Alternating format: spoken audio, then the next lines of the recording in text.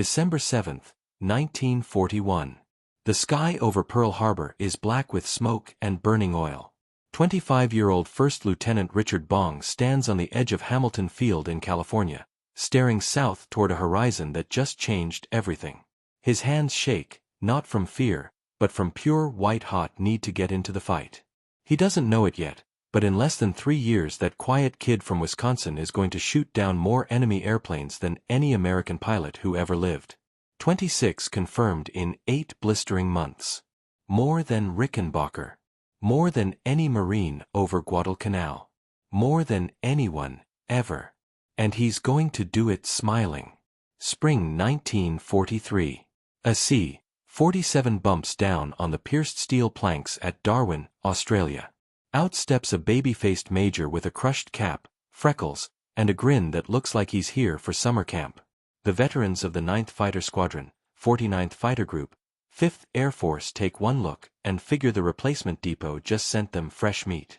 They've been bleeding pilots for 18 straight months in the Southwest Pacific, the theater the newspapers back home barely mention while everyone watches Rommel and Guadalcanal.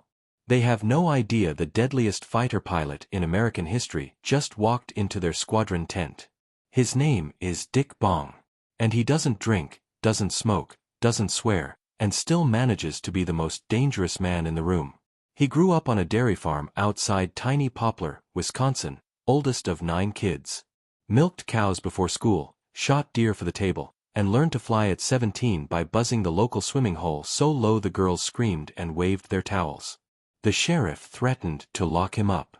Dick promised to stay above 500 feet. He never did. When Pearl Harbor hit, he was already a lieutenant teaching gunnery in Arizona and going crazy watching other men fight his war. He pulled every string, begged every general, and finally hit the Pacific in June 1942 with nothing but a duffel and a borrowed .45 he's never fired in anger. First combat mission, July 27, 1942, over the Huon Gulf. 12 P-39 Airacobras scramble against 27 Japanese bombers and Zeros. The P-39 is a dog above 15,000 feet, and the Zeros own the sky. Bong ignores the book. He slides in low over the water, pops up underneath a Zero, and flames it with one burst. Then he whoops so loud the whole squadron hears it over the radio. 30 seconds later another Zero is on his tail stitching holes through his canopy. Bong snap rolls, dives for the jungle, and limps home trailing smoke. He lands shaking, climbs out, looks at the holes in his airplane, and the first words out of his mouth are, "Well, that was fun. When do we go again?"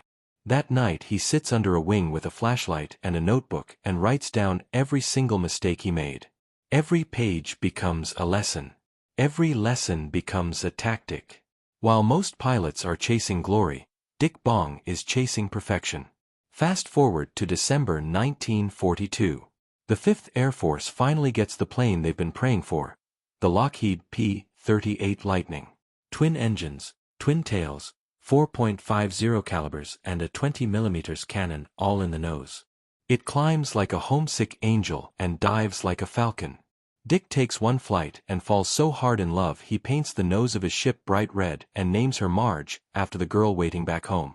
Then he starts breaking every rule in the fighter pilot handbook. Most guys fight like it's still World War I, turn and burn until someone gets on someone's tail. Dick realizes the P-38 doesn't win in a turn fight. It wins with speed, altitude, and those beautiful nose-mounted guns that let you point the whole airplane like a rifle. So he invents something the squadron starts calling the Bong Bounce. He climbs crazy high, 30,000 feet, higher than anyone thinks is useful. Then he rolls inverted and dives straight through the Japanese formation at 450 miles an hour, fires one perfect burst, and zooms away before the Zeros even know he's there. The Japanese never look up. By the time they hear those twin Allisons screaming, it's already over. December 27, 1943. Buna. Bong leads 4 P-38s against 6 Japanese Val dive bombers. He rolls in from 30,000 feet, dives through the escorting Zeros before they can react, pulls out underneath the Vals, and flames 2 with a single 3-second burst. The other 4 drop their bombs in the ocean and run for their lives. Bong climbs back into the sun and does it again. And again. 5 confirmed kills in one mission. The first American pilot in the Pacific to become an ace in a single day. When he lands, his crew chief counts 127 bullet holes in Marge. Dick just grins and asks if anybody saved him any coffee. The newspapers explode. Wisconsin farm boy downs 5 Japs in one mission. War bond tours follow. The brass yanks him home for 3 months to shake hands and sell bonds while he dies a little inside every day he's not flying combat. In a letter home he writes, "I'd rather dodge zeros than reporters any day of the week." He finally sweet-talks his way back to the 49th Group in August 1943. By now the Japanese fortress of Rabaul is the toughest target in the Pacific. 200 Zeros orbit above Simpson Harbor every single day. American bombers that try to hit the ships lose half their crews before they even drop. October 29, 1943. Dick Bong volunteers to lead the fighter sweep ahead of a big B-24 strike. 60 P-38s against 200 Japanese fighters. Those are the kind of odds that make most men check their parachutes twice. Dick just says, "Let's go to work." They climb to 30,000 feet over the Bismarck Sea. Japanese lookouts spot them and scramble everything with wings. Bong waits until the Zeros are burning fuel clawing for altitude. Then he gives the signal. 60 Lightnings roll over and dive. The sky turns into chaos and fire. Bong picks a Zero climbing hard, closes to 200 yards, and one calm burst turns it into a fireball. He zooms through the explosion, hauls back on the stick, and climbs for the sun. 30 seconds later he's back, guns blinking again. Another Zero gone. Then, another. In 8 minutes he claims 4 confirmed, probably 5. The rest of the 49th tears the Japanese umbrella apart. When the liberators finally arrive, the sky over Rabaul is almost empty. That single mission breaks the back of Japanese air power in the South Pacific. By Christmas 1943, Dick Bong has 21 victories. Only 5 more to tie Eddie Rickenbacker's World War I record of 26. The whole country is counting down like it's a heavyweight fight. Dick just keeps flying. April 12, 1944. Hollandia, Dutch New Guinea. General MacArthur is about to launch his bold leap up the coast, Operation Reckless. Intelligence says the Japanese are pulling their best pilots and planes out of Hollandia before the invasion hits. Dick Bong smells blood. He takes off before dawn leading 16 P-38s. Over the Sentani airdrome he finds exactly what he's looking for, 40 Japanese fighters trying to escape west. He doesn't hesitate. Drop tanks gone. Attack. What happens next is 15 minutes of the purest aerial combat the Pacific War ever sees. Bong dives straight through the middle of the enemy formation, flames 1-0 on the way down, pulls up underneath another flight, and shoots down a second before the Japanese even finish turning. His wingman, Tommy Maguire, another future legend, sticks to him like glue. Together they bounce the Japanese again and again. Dive, fire, zoom, climb, do it again. Never turn. Never slow down. When the guns finally go quiet, Dick Bong has 3 more rising suns to paint on Marge. Numbers 25, 26, and 27. He has just broken Eddie Rickenbacker's record and become the highest-scoring American ace of all time over a jungle airstrip nobody back home can pronounce. When he lands, the ground crew is waiting with cold beer somebody flew in special. Someone asks how it feels to be the best there ever was. Dick wipes sweat off his forehead, gives that shy Wisconsin grin, and says, "Ah, fellas, I just got lucky a few times." But here's what nobody in the squadron knows yet. Dick Bong still has 8 months of war left. The Japanese High Command has just put a $30,000 bounty on his head, dead or alive. And the very next mission he flies, he's going to run into a Japanese pilot who's every bit as good as he is, and twice as desperate. The morning of April 13, 1944 dawns red over the Hollandia valleys, the kind of red that makes old pilots cross themselves. Dick Bong is already awake, sitting on the wing of Marge with a cup of coffee gone cold an hour ago. 27 kills. The record is his. The war should feel lighter. Instead it feels heavier than ever. He thinks about the letter folded in his breast pocket, the one Marge wrote after the newspapers back home ran the headline, "Bong breaks Rickenbacker mark."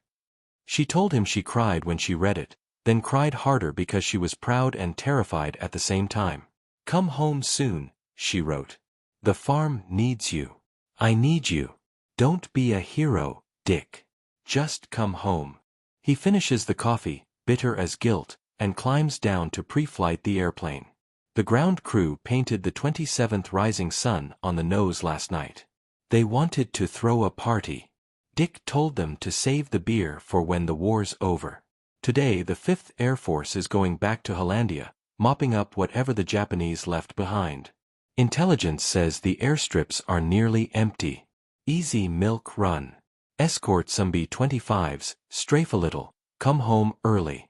Dick doesn't believe in milk runs anymore. He takes off leading 12 P-38s, Tommy Maguire on his wing like always. The flight climbs through broken clouds into a sky so blue it hurts the eyes. At 28,000 feet Bong levels off and keys the mic. "Keep your eyes open, boys. Something feels wrong." And it does. They're still 30 miles from the target when Tommy's voice cracks across the radio, tight with that tone every fighter pilot learns to dread.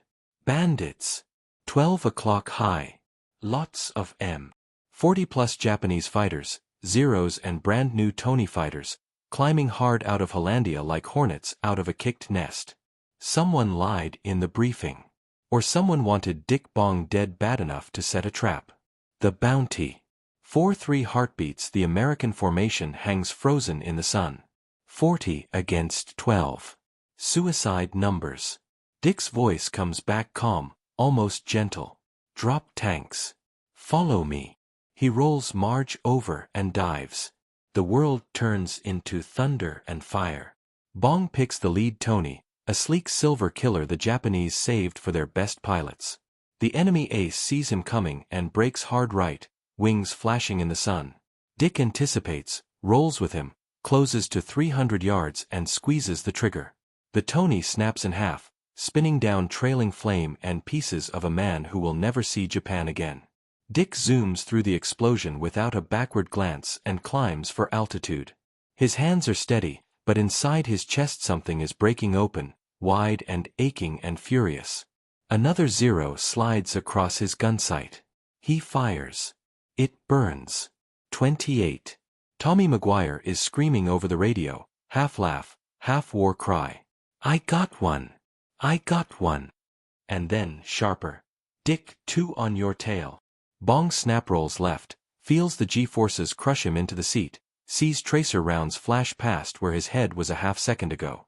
He reverses hard, comes around inside the Zero's turn, and flames the leader at point-blank range. The second Zero breaks off trailing smoke. 29. The fight lasts 12 minutes and feels like 12 years. When the Japanese finally disengage and run west, 7 of them are gone. The Americans lose 2 pilots. Good men Dick ate breakfast with an hour ago. Their empty cots will haunt the squadron tent tonight. Bong circles the burning wreckage once, low and slow, then turns for home without a word. When they land, the field is quiet. Nobody cheers. The ground crews just stare at the new bullet holes and the blood on Tommy Maguire's canopy where his wingman never came back. Dick climbs down from Marge, legs trembling now that the adrenaline is draining away. A sergeant hands him a message, flimsy, eyes wide. It's from General Kenny, commander of the 5th Air Force. "Congratulations on 29. Come home now. That's an order. America needs her heroes alive." Dick reads it twice, folds it small, and tucks it beside Marge's letter. Then he walks to the operations tent, sits down at the desk, and starts writing the hardest letter of his life. May 1944. The war bond tour again. This time they won't let him go back. Parades in Chicago, handshakes with movie stars, kisses from beauty queens while newsreel cameras roll. Everywhere he goes little kids run up waving pictures of P-38s asking for autographs. Old men shake his hand with tears in their eyes and say, "My boy's over there. You bring him home, Major." Dick smiles for every camera, signs every picture, and every night in whatever hotel room they put him in, he sits on the edge of the bed in his shorts and cries like a child because he can still smell the smoke and hear the screams over the radio that aren't there anymore. He writes Marge every single day. Sometimes the letters are only a few lines. "I miss the way the wind smells after rain on the farm. I miss you humming in the kitchen. I miss everything that isn't this." June 6, 1944. D-Day. The whole country is glued to the radio listening to reports from Normandy. Dick is in San Francisco shaking hands at a war plant when the news breaks. Men cheer. Women cry. Somebody grabs him and yells, "We did it, Dick. We're winning." He smiles the required smile, but inside he's bleeding. Because while American soldiers are storming beaches on the other side of the world, the Pacific is still burning, and the men he left behind are still flying and dying every single day without him. Tommy Maguire writes him from New Guinea. The letter is short and brutal. "We lost 3 more yesterday. The new kids can't hold a candle to you. Come back, damn it. We need you." Dick carries that letter for weeks. October 1944. The brass finally caves, sort of. They promote him to lieutenant colonel and send him back as a gunnery instructor, which everybody understands means shoot down as many Japanese as you damn please, just don't get killed because the country can't stand losing its hero. He lands at Tacloban, Leyte, in the middle of MacArthur's return to the Philippines. The airstrip is still under fire from Japanese snipers in the palm trees. Dick steps off the transport, ducks when a mortar round whistles overhead, and grins like he just came home to Christmas. They give him a brand new P-38J, the hottest version yet, with water injection engines that make the airplane feel alive under his hands. He paints the nose red again, puts Marge's picture back on the cockpit wall, and goes hunting. November 10, 1944. Over Ormoc Bay. The Japanese are trying to reinforce Leyte with a convoy. Dick leads 40 P-38s in a sweep ahead of Navy Hellcats. They catch 50 Japanese fighters escorting troop transports, another deliberate trap. This time Dick is ready. He takes his flight up to 32,000 feet, higher than anyone has ever fought in the Pacific. The air is so thin the engines cough and the pilots suck oxygen like drowning men.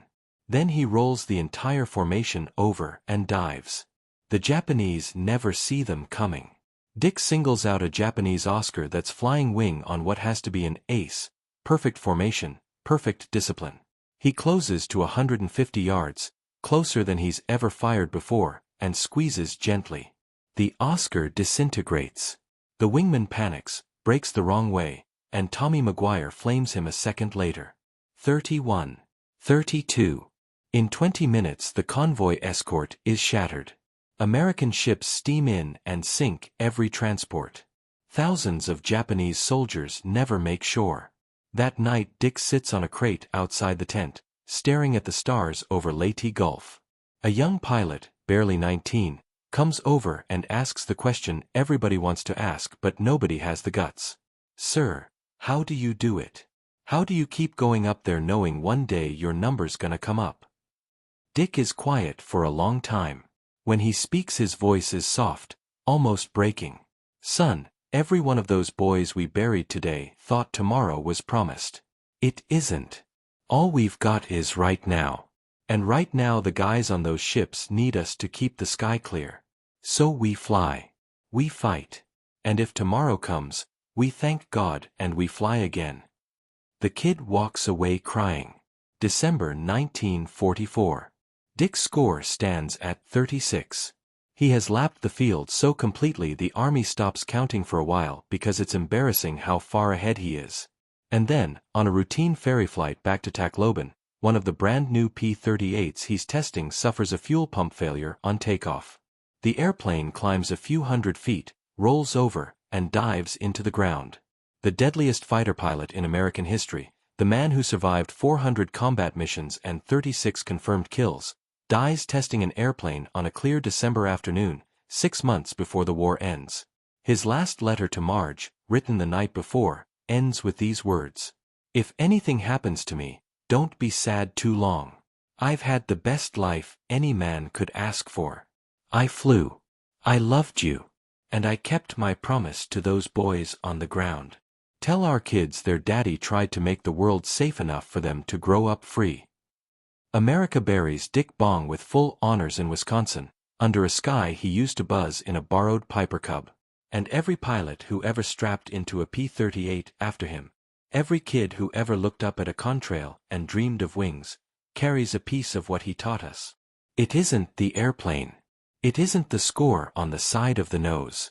It's the man in the cockpit who refuses to quit, who flies for the guy next to him, who comes back again and again until the job is done.